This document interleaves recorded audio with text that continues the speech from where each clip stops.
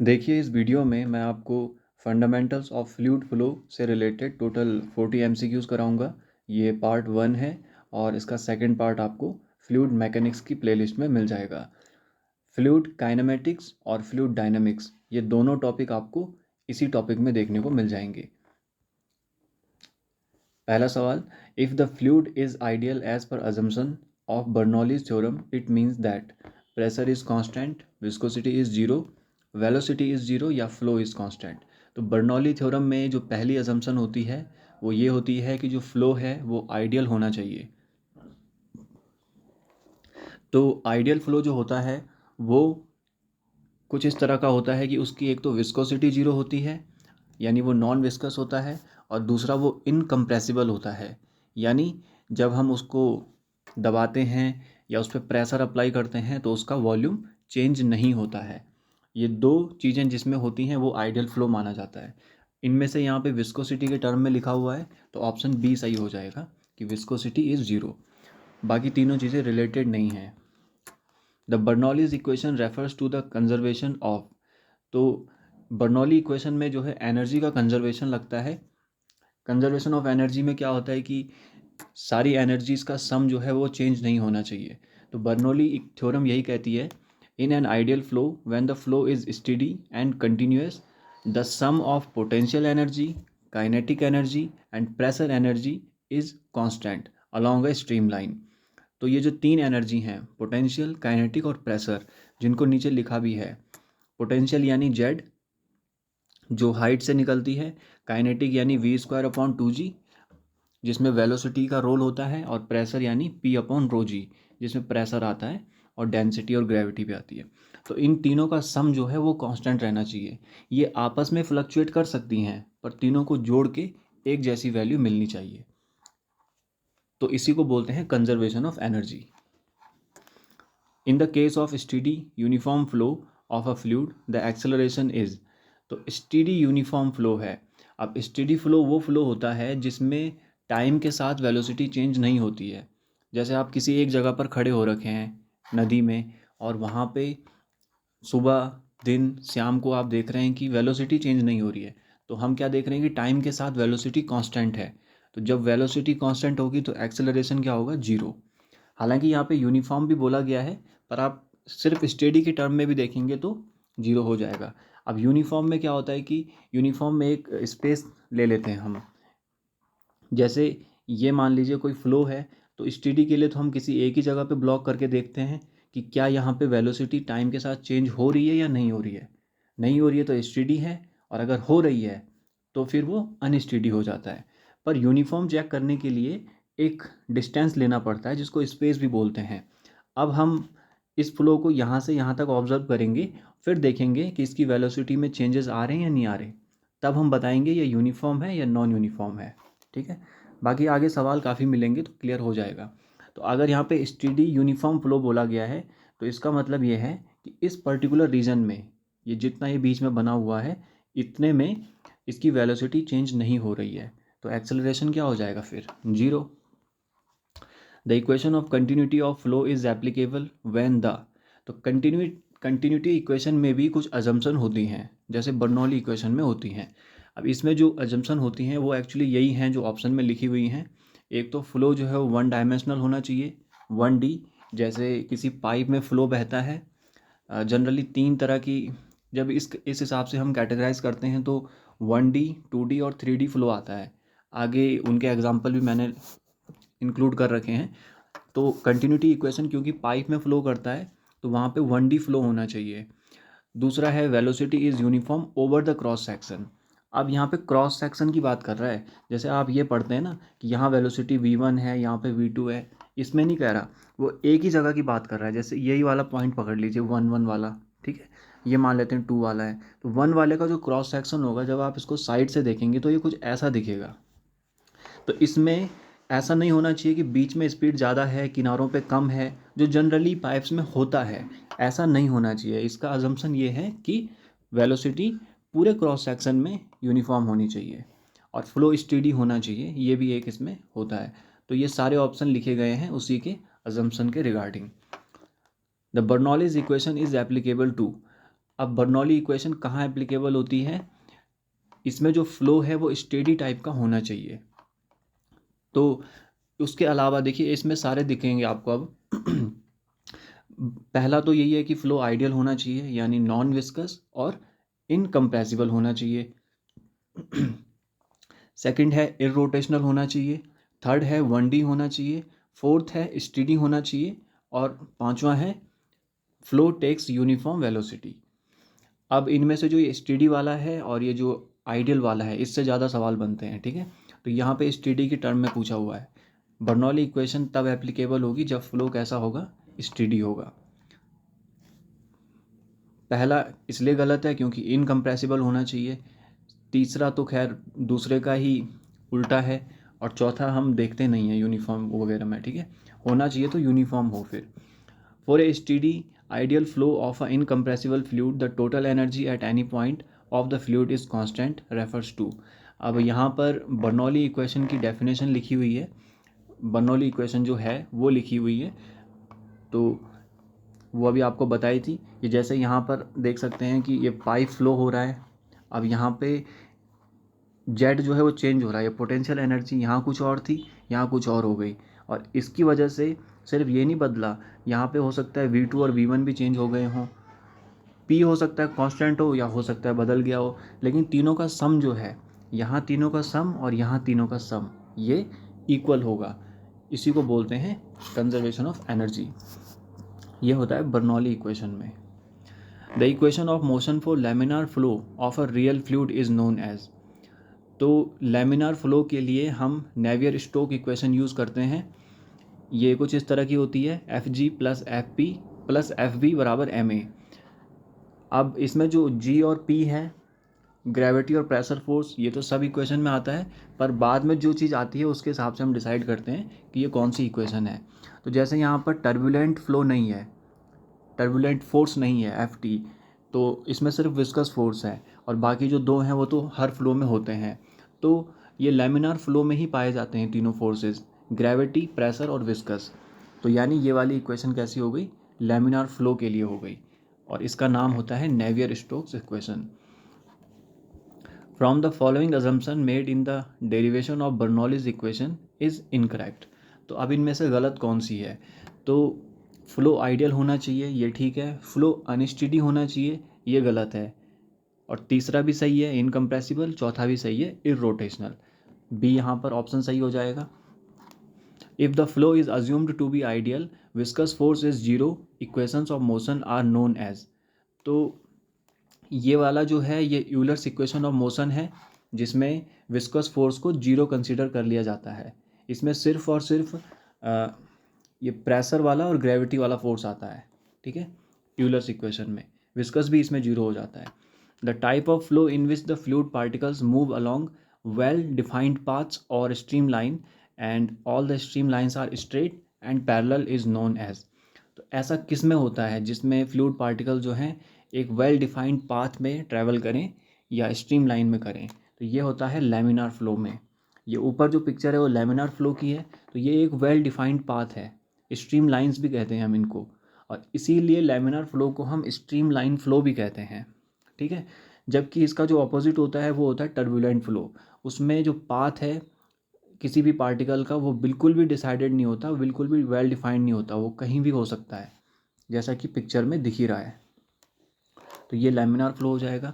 The flow in which the velocity at any given time changes with respect to space is known as.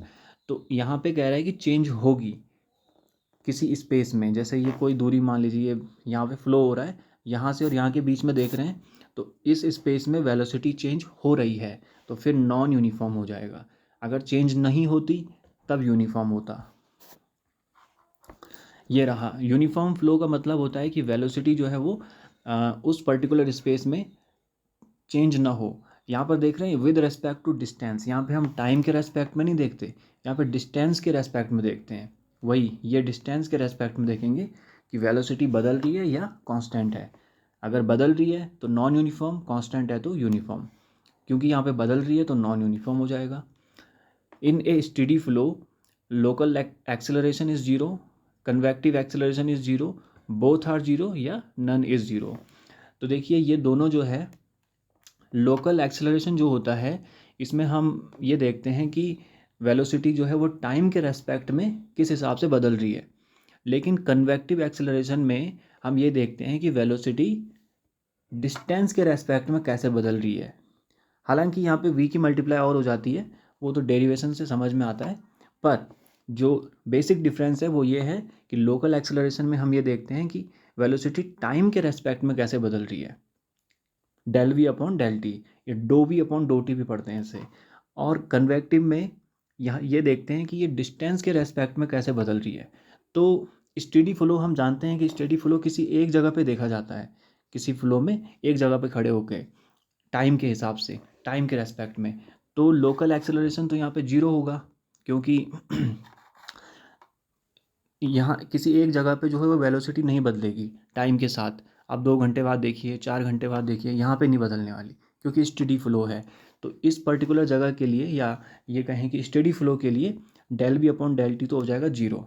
लेकिन convective acceleration यहाँ पे अकर कर सकता है, बल्कि करता है। जैसे यहाँ पर तो नहीं बदल रहा, पर जो स्पीड यहाँ पर है वो ज़रूरी नहीं है वो भी यहाँ पर हो, ऐसा यूनिफॉर्म में होता है। स्टेडी में ये स्पीड अलग हो सकती है, ये स्पीड अलग हो सकती है। तो कहने का मतलब ये है कि स्टेडी फ्लो में कन्वेक्टिव एक्सेलरेशन हो सकता है, यानी डिस्टेंस के रेस्पेक्ट में वेलोसिटी चेंज हो सकती है। यहाँ मान लेते हैं 10 की स्पीड थी, यहाँ 20 की हो गई, ठीक है। लेकिन यहाँ पर 10 ही है और यहाँ पर 20 ही है, किसी भी टाइम देख लीजिए। तो स्टेडी तो है ये फ्लो, लेकिन यहाँ पे कन्वेक्टिव एक्सेलरेशन आ रहा है। तो इसीलिए यहाँ पर ऑप्शन ए सही हो जाएगा कि यहाँ पे लोकल एक्सेलरेशन जीरो होता है। यही सवाल अगर यूनिफॉर्म फ्लो के लिए पूछा होता तो वहाँ पर बी ऑप्शन सही हो जाता फिर, क्योंकि वहाँ पे कन्वेक्टिव एक्सेलरेशन जीरो होता, क्योंकि यूनिफॉर्म फ्लो डिस्टेंस के रेस्पेक्ट में देखा जाता है, ठीक है। चलिए Bernoulli's equation is applicable between any two points, किन दो पॉइंट्स के बीच होती है, in steady rotational flow of an incompressible fluid. Steady तो है लेकिन रोटेशनल है यहाँ पे, तो रोटेशनल नहीं होगा। स्टेडी इरोटेशनल होता तब सही होता। बी है in any type of irrotational flow. अब एनी टाइप में तो और भी चीज़ें आ जाएंगी। In any rotation flow of an incompressible fluid, यहाँ पर भी रोटेशन है। और चौथा है in steady irrotational flow of an incompressible fluid. So option D सही होगा, क्योंकि स्टेडी होना चाहिए, इरोटेशनल होना चाहिए और इनकम्प्रेसिबल होना चाहिए। ए fluid flow in which the density of the fluid does not change during following is called. अब यहाँ पे डेंसिटी के रेस्पेक्ट में बोल दिया और डज नॉट चेंज कह रहा है। तो डेंसिटी कब चेंज होती है, जब फ्लो जो है वो कंप्रेसिबल होता है, ठीक है। तो डज नॉट चेंज होगा तो तब क्या हो जाएगा, इनकम्प्रेसिबल, ठीक है। कंप्रेसिबल होती ही वो प्रॉपर्टी है जिसमें हम वॉल्यूम देखते हैं, वॉल्यूम बदल रहा है या नहीं बदल रहा। ए fluid in which the density of the fluid changes significantly during following is called. अब यहाँ पे कह रहा है चेंज हो रहा है, सिग्निफिकेंटली चेंज हो रहा है, तो तब क्या हो जाएगा, कंप्रेसिबल हो जाएगा। दोनों क्वेश्चन एक दूसरे के उल्टे पूछे गए हैं। For an irrotational flow the equation del square phi upon del x square plus del square phi upon del y square बराबर zero with usual notations is called. तो ये जो है लैप्लास इक्वेशन होती है,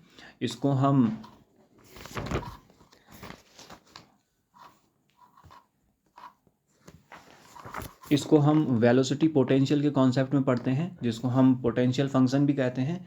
जो फाई होता है वो एक्स वाई जेड और टी चारों चीज़ों का फंक्शन होता है। फिर उसके हिसाब से हम इसको आगे ये चीज़ें निकालते हैं, जो यू वी डब्ल्यू होते हैं इसमें। फाइनली जो निकल के आती है इक्वेशन वो ये वाली आती है। और इसी को जब हम 2D में देखते हैं, 2D में देखने के लिए हम ये वाली टर्म जीरो कर देते हैं, क्योंकि 2D में हम फिर एक्स और वाई एक्सिस में देखते हैं ना ओनली। तो फिर एक्स और वाई वाला उठाते हैं, तो ये del square phi upon del x square और del square phi upon del y square, ये इक्वेशन बनती है 2D के लिए। इसी को हम लैप्लास इक्वेशन बोल देते हैं। तो यहाँ से ये सवाल पूछा गया है।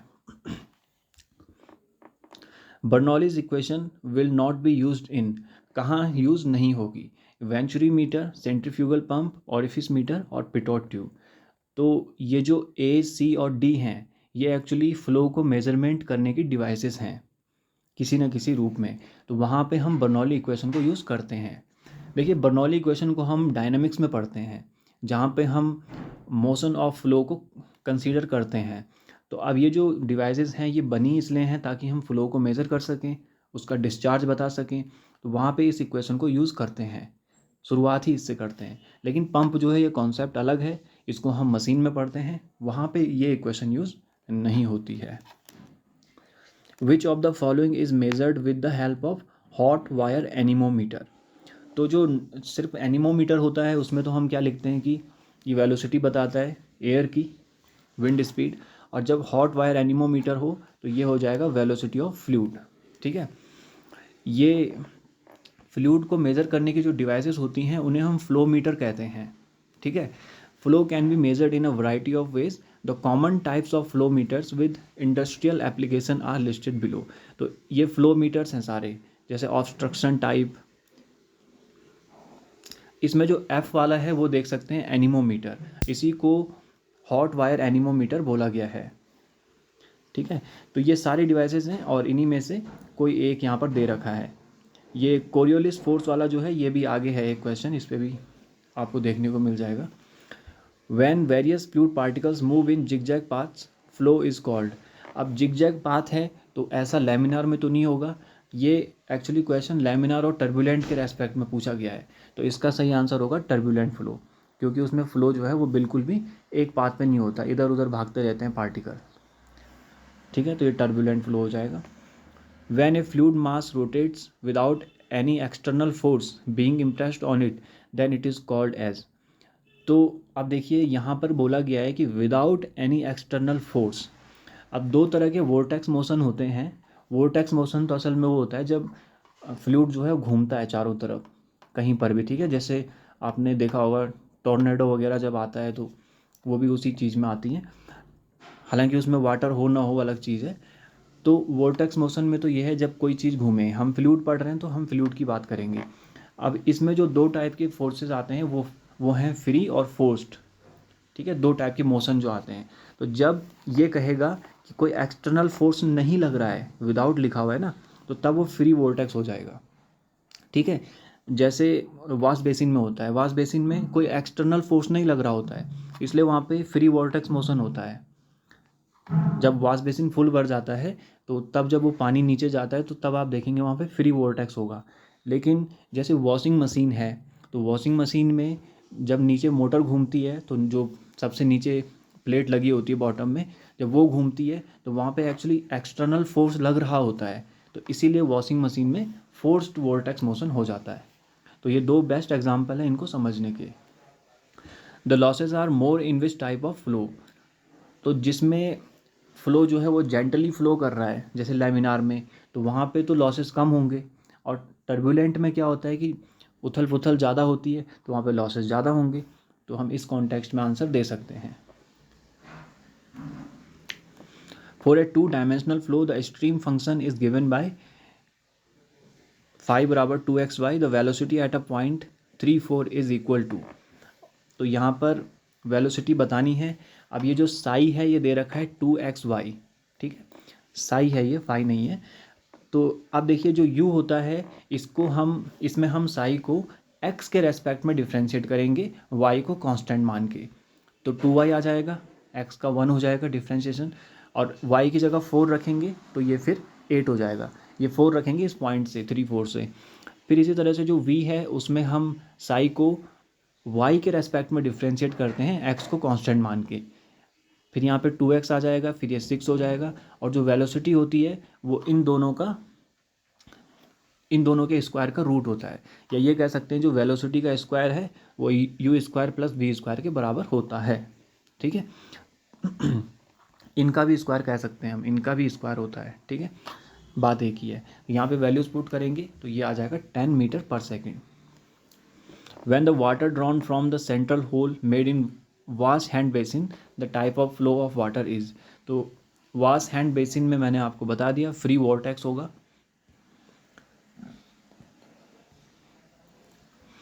The necessary condition for the flow to be steady is that steady flow में क्या कंडीशन जरूरी है?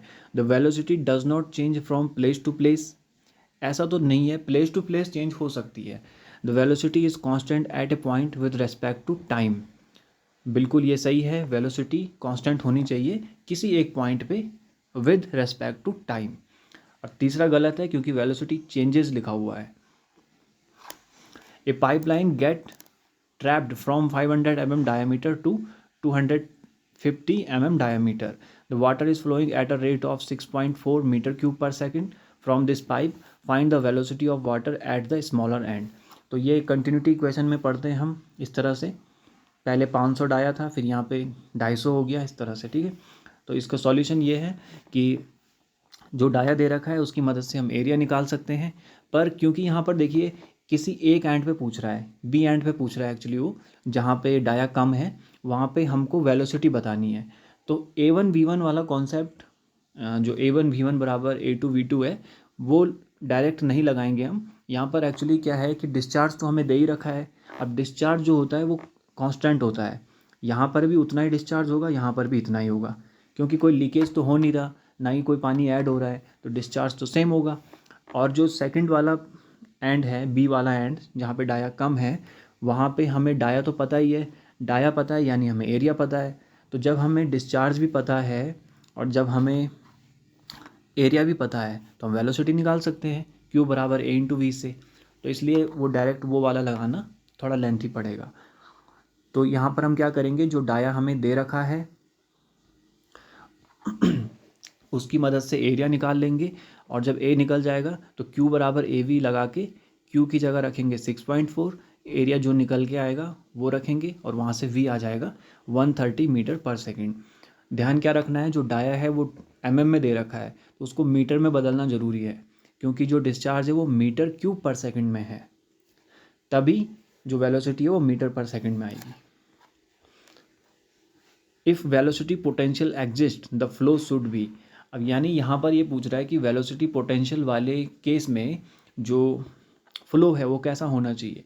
तो इसमें फ्लो स्टेडी होना चाहिए, इनकम्प्रेसिबल होना चाहिए और इरोटेशनल होना चाहिए। ये 3 कंडीशन है। ठीक है, ये रहा स्टेडी, इनकम्प्रेसिबल और इरोटेशनल। तो इनमें से जो तीसरा वाला पूछा हुआ है तो ऑप्शन डी यहाँ पर सही हो जाएगा। ए flow in which at any point in the flowing fluid various characteristics such as velocity, pressure, density, temperature do not change with time। तो स्टेडी फ्लो हो जाएगा। अभी तक तो हमने सिर्फ वेलोसिटी के रेस्पेक्ट में बात करी, लेकिन स्टेडी फ्लो में वेलोसिटी के अलावा प्रेशर, डेंसिटी और टेम्परेचर, ये चीज़ें भी देखी जाती हैं। ये भी टाइम के साथ चेंज नहीं होनी चाहिए किसी एक पॉइंट पर। A stream tube consist of A bundle of. तो स्ट्रीम ट्यूब क्या होती है? स्ट्रीम ट्यूब एक इमेजनरी ट्यूब होती है जो नंबर ऑफ स्ट्रीम लाइन से बनती है। बहुत सारी स्ट्रीम लाइन से उसको बनाया जाता है, ऐसा मानते हैं कि वहाँ पे है। और स्ट्रीम लाइन क्या होती हैं? ये वो इमेजनरी लाइन होती हैं जो किसी पॉइंट पे, जो पार्टिकल ट्रैवल कर रहा है उसके किसी भी पॉइंट पे टेंजेंट ड्रॉ करने से मिलती हैं। ठीक है, एक तो हो गया जो पाथ, जो पार्टिकल है वो ट्रैवल कर रहा है, वो वाला पाथ नहीं, वो तो पाथ लाइन हो जाती है जिस पे वो ट्रैवल कर रहा है। लेकिन जहाँ पर किसी भी पॉइंट पे, जैसे ये पार्टिकल कोई फ्लो कर रहा है तो ये तो पाथ लाइन हो गई इसकी, और इसी में जैसे इस पॉइंट पे देखेंगे आप तो यहाँ पे जो स्ट्रीम लाइन होगी वो ये वाली होगी, जो इस पॉइंट पे टेंजेंट होगी। इस पॉइंट पे देखेंगे तो ये वाली हो जाएगी जो टेंजेंट होगी, और ये जो स्ट्रीम लाइन होती है ये डायरेक्शन दिखाती है उस फ्लो की उस पर्टिकुलर पॉइंट पे। ठीक है, तो ये स्ट्रीम लाइंस हो जाएगा। स्ट्रीम ट्यूब में क्या होती हैं? स्ट्रीम लाइंस होती हैं, bundle of stream line. For Bernoulli's equation two remain valid which of the following is not required. क्या ज़रूरी नहीं है? स्टेडी फ्लो होना चाहिए, ये तो ज़रूरी है। आइडियल गैस फ्लूइड, इस पे अभी आते हैं। इरोटेशनल फ्लो, ये भी होना चाहिए। इनकम्प्रेसिबल फ्लो, ये भी होना चाहिए। ये सब मैंने आपको अजम्पशन में बताए थे। अब देखिए बी ऑप्शन में, ऑप्शन तो वही सही होगा, पर हो सकता है ये कन्फ्यूज़न हो कि आइडियल फ्लूइड भी तो होना चाहिए, पहला सवाल यही तो था। लेकिन देखिए आइडियल फ्लूइड और आइडियल गैस, इनमें फ़र्क होता है। जो ऑप्शन बी दे रखा है वो आइडियल गैस की बात कर रहा है। यहाँ पे देख सकते हैं, ये एक आर्टिकल है। ए fluid is a gas or a liquid, so it seems logical that ideal gases would be a subset of ideal fluids but they are not, ठीक है, यानी वो सेम नहीं है, आइडियल गैसेज अलग हैं और फ्लूइड्स अलग हैं। An ideal gas is a hypothetical gas that satisfies the ideal gas law, और an ideal fluid is a fluid that has no viscosity that could be a liquid और a gas with no viscosity, और इसको हम perfect fluid भी बोलते हैं। यानी जो आइडियल गैस वाला कॉन्सेप्ट है वो आइडियल गैस लॉ को सेटिस्फाई करना चाहिए और जो आइडियल फ्लूइड वाला है वो नॉन विस्कस होना चाहिए, इरोटेशनल होना चाहिए, उसका कॉन्सेप्ट अलग है, ठीक है। तो फाइनल कंक्लूजन यही है कि आइडियल गैसेस और आइडियल फ्लूइड जो हैं वो अलग अलग कॉन्सेप्ट हैं। तो क्योंकि यहाँ पर आइडियल गैसेस लिखा हुआ है तो बर्नौली इक्वेशन में ऐसा नहीं है कि आइडियल गैस के लिए हो, वो आइडियल फ्लूइड के लिए है, और आइडियल फ्लूइड में भी जो लिक्विड वाला पोर्शन है उसके लिए है, ठीक है। In a uniform laminar flow through a conduct the hydraulic gradient varies. तो हाइड्रोलिक ग्रेडियंट कैसे वेरी करता है, ये सवाल एक्चुअली आपने सॉयल में भी किया होगा। वहाँ पे जब हम परमेबिलिटी वाला कॉन्सेप्ट पढ़ते हैं तो V प्रोपोर्शनल होता है I के, और जब ये प्रोपोर्शनल साइन हटता है तो ये हो जाता है KI। तो ये V वेलोसिटी होती है, I हाइड्रोलिक ग्रेडियंट होता है, और ये परमेबिलिटी आती है यहाँ पे, ठीक है। तो हम देख सकते हैं वेलोसिटी I के डायरेक्टली प्रोपोर्शनल है, यानी जो हाइड्रोलिक ग्रेडियंट है वो वेलोसिटी पे ही वेरी कर रहा है, वो भी directly. If at a particular instant of time the velocity of flow does not change with location over a specific region, the flow is called as। तो किसी पर्टिकुलर इंस्टेंट ऑफ टाइम पे velocity नहीं बदल रही है तो क्या हो जाएगा, यूनिफॉर्म फ्लो क्योंकि ओवर ए स्पेसिफिक रीजन बोला गया है, वही स्पेस की बात कर रहा है वो, ठीक है, जो आपको बता रखा है ये ओवर ए स्पेसिफिक रीजन, तो ये स्पेसिफिक रीजन हो जाएगा उसके लिए। Which of the following expression represents the continuity equation in case of steady incompressible flow।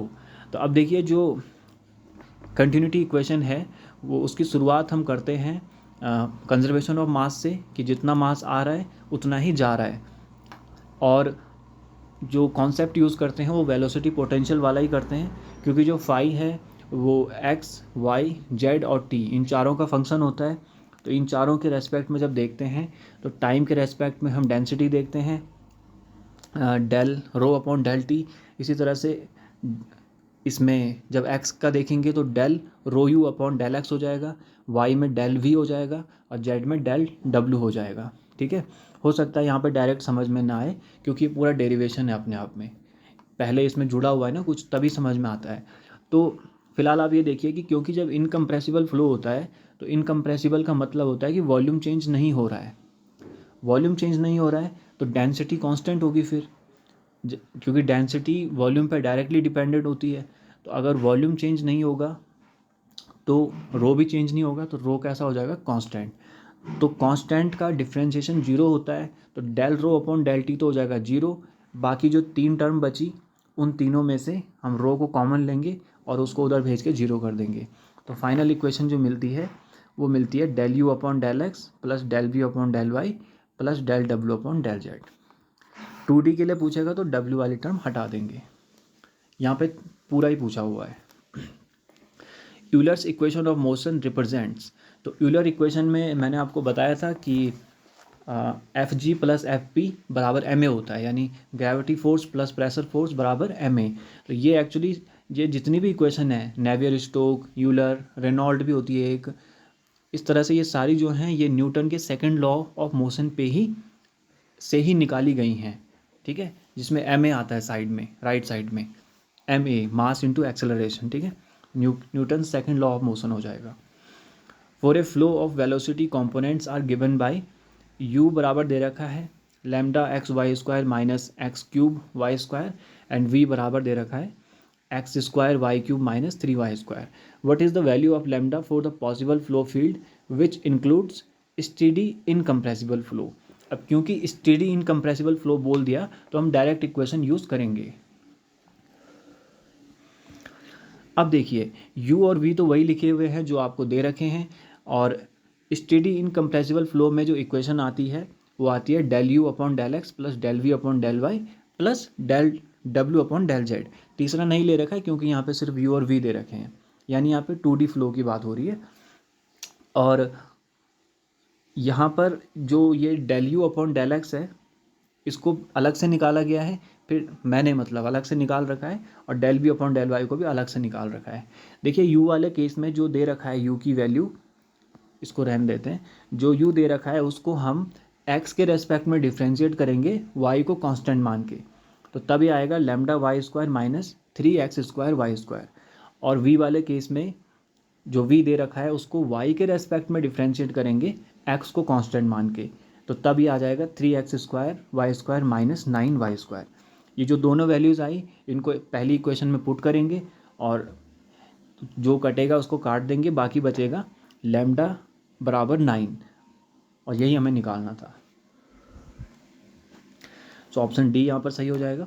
Surface profile of a forced vortex flow is, forced vortex की बात कर रहा है, तो फोर्स्ड वोर्टेक्स में एक पैराबोलॉइड बनता है, जैसे ये होता है एक पैराबोलॉइड। ये बना कहाँ से, जैसे ये पैराबोला है, तो इसको आप घुमा दीजिए इस एक्सिस के अराउंड, तो कैसी शेप बनेगी, ऐसी बनेगी ना, एक इमेजनरी शेप। तो ऐसी ही शेप बनती है फोर्स्ड वोर्टेक्स फ्लो में, हालांकि इतनी डीप नहीं बनती है एक्चुअली। अगर आपने वॉशिंग मशीन में पानी घूमता हुआ देखा हो तो इतना डीप तो नहीं जाता है, पर करीब करीब इतना चला जाता है, ठीक है। और पूरा देखेंगे तो इतना जाएगा, मतलब बीच में गहरा होगा, किनारों से ऊपर होगा, तो बनेगा वो पैराबोलॉइड ही। साइड से देखेंगे तो ऐसा पैराबोला होगा, ऐसा डीप नहीं होगा इस तरह से, ठीक है, पर शेप तो सेम ही रहेगी। On which principle equation of continuity is based, तो ये होता है conservation of mass, mass change नहीं होगा। मास का मतलब यहाँ पे डिस्चार्ज से है, क्यू जिसे हम कहते हैं, mass inflow mass outflow. If velocity potential satisfy the Laplace equation it represents the possible dash flow. तो मैंने आपको बताया था वेलोसिटी पोटेंशियल में जब हम लैपलास इक्वेशन निकालते हैं तो उसके लिए फ्लो जो है वो स्टेडी, इनकम्प्रेसिबल और इरोटेशनल होना चाहिए। ये आपको अभी बताया था एक सवाल पहले भी। Bernoulli's equation is applied to, तो बर्नौली इक्वेशन कहाँ कहाँ अप्लाई करते हैं, venturi meter, orifice meter, pitot tube. तो यहाँ पे सब में हो जाएगा क्योंकि यहाँ पे कुछ अलग नहीं है, तो ऑल ऑफ दीज होगा। वेंचुरी मीटर का कॉन्सेप्ट जो है हम फ्लो मेजरमेंट में पढ़ते हैं, उसके सवाल आपको उसी टॉपिक में मिलेंगे देखने को। पर ये देख सकते हैं यहाँ पर वेंचुरी मीटर की शुरुआत भी जब हम करते हैं तो वो बर्नौली इक्वेशन से ही करते हैं, ठीक है। एक इसमें कन्वर्जिंग पार्ट होता है, एक डाइवर्जिंग पार्ट होता है, तो दोनों चीज़ें देखते हैं, फिर ये थ्योरम को अप्लाई करते हैं। इसी तरह से बाकी चीज़ों में भी कहीं ना कहीं डायरेक्टली या इनडायरेक्टली यूज़ होती है। N ideal flow of any fluid any liquid must fulfil the following, तो किसको फुलफिल करना चाहिए, तो कंटिन्यूटी इक्वेशन का ही अजम्पशन है ये कि आइडियल फ्लूइड होना चाहिए, जैसे अभी एक सवाल पहले भी हुआ था। Bernoulli's equation is based on one assumption, that is only dash force is acting on the fluid and not other external forces are acting on the flowing fluid। Flowing होगा यहाँ पे। तो देखिए बर्नौली इक्वेशन में आपने देखा होगा flow करता है पानी बिकॉज ऑफ ग्रेविटी, और कोई फोर्स उस पर नहीं लग रहा होता है। जब ग्रेविटी होती है तभी उसका डेटम चेंज होता है, तो ऑप्शन बी यहाँ पर सही हो जाएगा, ग्रेविटेशनल प्रेशर या ग्रेविटेशनल फोर्स। चलिए ये थे 40 MCQs। वीडियो आपको अगर अच्छी लगी है तो आप लाइक कर सकते हैं, और अगर आपकी कोई क्वेरी है तो उसको आप कमेंट में ज़रूर लिख देना। वीडियो देखने के लिए थैंक यू सो मच।